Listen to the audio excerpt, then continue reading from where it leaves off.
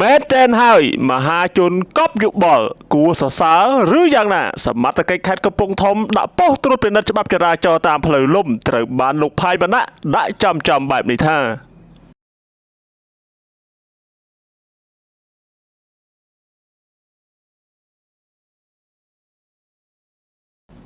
កាលពីថ្ងៃទី23ខែកុម្ភៈឆ្នាំ2026គេឃើញមានសកម្មភាពប៉ូលីសចរាចរណ៍ដាក់ប៉ុស្តិ៍ត្រួតពិនិត្យច្បាប់ស្តីពីចរាចរណ៍ផ្លូវគោកនៅតាមផ្លូវលំនៃខេត្តកំពង់ធំនៅក្នុងនោះគេឃើញមានគណនី Facebook មួយបានលើកឡើងបែបនេះថាលេងហើយធ្លាប់តែឃើញកំ pl ែងពូពាក់មី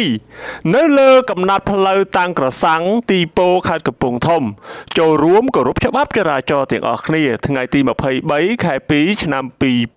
2026អមដោយរូបភាពប៉ូលីសចរាចរណ៍ពង្រឹងនៅការត្រួតពិនិត្យចរាចរណ៍នៅតាមផ្លូវលំដែលសកម្មភាពទាំងអស់នេះហើយដែលធ្វើឲ្យមហាជនសម្ដែងនៅការហួសចិត្តកប់យោបល់ថាតើគួរសរសើរឬក៏យ៉ាងណាតាក់ទងជាមួយនឹងសកម្មភាពនៃការត្រួតពិនិត្យចរាចរណ៍ច្បាប់ស្តីពីចរាចរណ៍ផ្លូវគោករបស់សមត្ថកិច្ចខេត្តកំពង់ធំនេះយ៉ាងណាមិញស្រាប់តែលោកផាយវណ្ណៈក៏បានដាក់ចំបែបនេះទៅវិញថា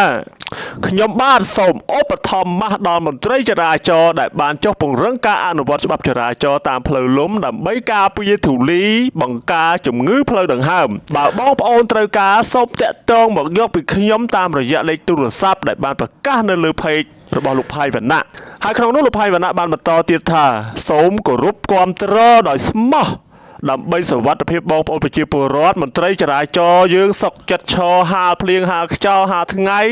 ក្រោមលំអងធូលីដីហុយដោយមិនគិតពីការនឿយហត់សូមគោរពនៅការលះបង់របស់មន្ត្រីយើងចំណែកបងប្អូនប្រជាពលរដ្ឋគួរនាំគ្នាចូលរួមគោរពច្បាប់ចរាចរណ៍ទាំងអស់គ្នាជាពិសេសបើបងប្អូនគោរពច្បាប់ចរាចរណ៍សូមកុំនាំគ្នាខ្លាចមន្ត្រីចរាចរណ៍ពាក់ព័ន្ធនឹងករណីខាងលើនេះស្នងការដ្ឋាននគរបាលខេត្តកំពង់ធំបានធ្វើការ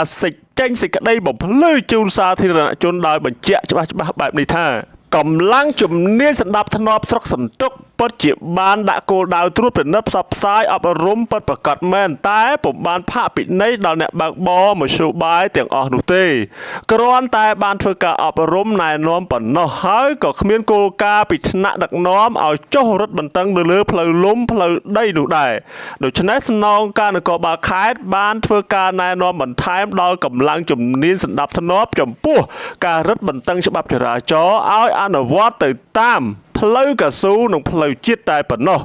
អាស្រ័យហេតុនេះសូមសាធារណជនក៏ដូចជាអ្នកសារព័ត៌មានបងប្អូនអ្នកលេងបណ្ដាញសង្គមមេត្តាជ្រាបជាព័ត៌មានថ្ងៃទី24ខែកុម្ភៈឆ្នាំ2026បាទនេះគឺសមត្ថកិច្ចខេត្តកំពង់ធំគាត់បានបំភ្លឺហើយថាការដាក់ប៉ុស្តិ៍ត្រួតពិនិត្យច្បាប់ស្តីពីចរាចរណ៍ផ្លូវគោកនោះគឺមិនមានការផាកពិន័យទេណាគ្រាន់តែអប់រំណែនាំប៉ុណ្ណោះ